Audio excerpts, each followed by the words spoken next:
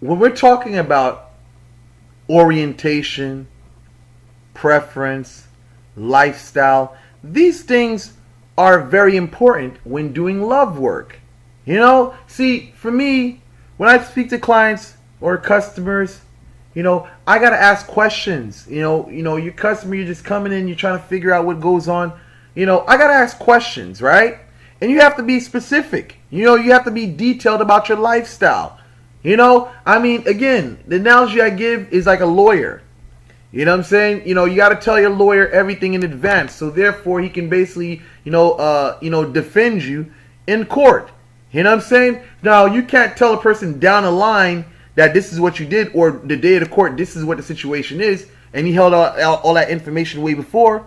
Your lawyer doesn't have anything to work with.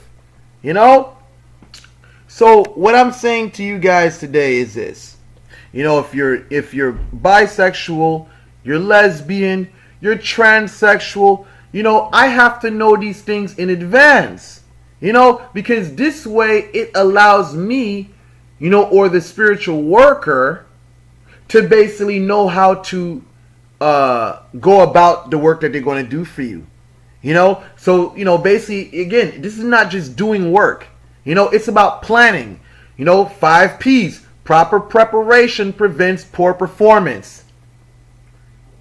See, if you don't have that in mind, or this in mind, it's almost like you're doing things on impulse. This thing here is about preparation. It's about basically having a solid game plan.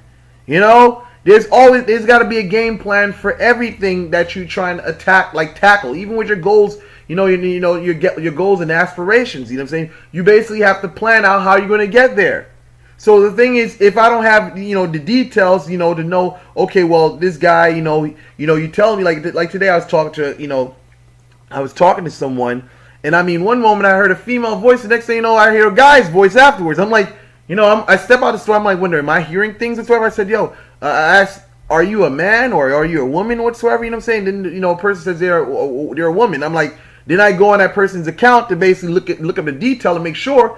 Clearly it's a transsexual. So my thing is, it's not to say transsexual in the manner of, okay, well, as though it's not a human being. You change your outward appearance or your body whatsoever, to fit the makeup that you want. But you have to understand this. Even though you change your body, your spirit remains the same. Your spirit has a makeup to it. So it's a lot of mechanics involved in what a spiritual worker has to do. Again, it's not about it's what you're doing is good or what you're doing is bad. It's not about that. You know what I'm saying? Again, especially in voodoo, the way we look at things, hey man, whatever floats your boat, that's what you do. You know what I'm saying? It doesn't matter what your preference is. That's, you see, in Haitian voodoo, it is, sexuality is very open. You can do whatever you want. You can be with whomever you want, man or woman. If it's if you're a guy, you would like guys, it's whatever. If you're a female, you like females, whatever. You know what I'm saying? So it's not a big deal in voodoo. You know what I mean? You may find some people that are, that kind of lean toward that church stuff, but most of the time people don't even care. You know what I'm saying? Most of the followers of Ezeli Donto that are men are basically, a lot of them tend to be gay. Even with Freda is even open as well. So again, this is not a thing about, your lifestyle of things. It's about, when you're doing work, you're talking about love work, you got to be open, because that way it allows us to address the situation, in a manner that will suit you, suit your situation, So with that said, I don't need to rant anymore. I've pretty much concluded everything that I need to say. That said, like, share, and subscribe. Thank you guys for watching.